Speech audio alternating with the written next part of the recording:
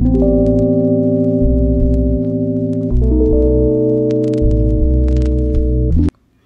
বন্ধুরা, শিল্পের প্যাশনে আপনাদের সকলকে স্বাগত। আমি পারমিতা। হ্যাঁ, আজকে আমরা চলে যাব, আমাদের বিকেলের ফ্লাইট রয়েছে, দুপুরেই বেরিয়ে যাব। আর সকাল থেকে দেখুন কিভাবে বৃষ্টি শুরু হয়েছে।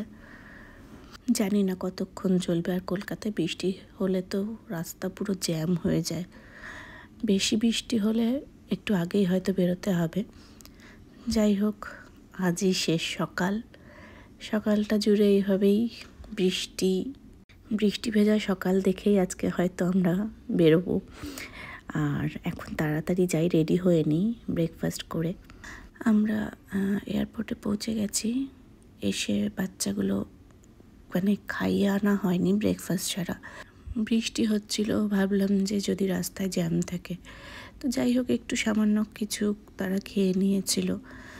এবার ফ্লাইটে ওঠার পালা। হ্যাঁ, শেষ কলকাতার জার্নি আমাদের। 8-9 বছর কলকাতায় কাটানোর যে স্মৃতিটুকু মনের ভেতরেই রেখে চললাম।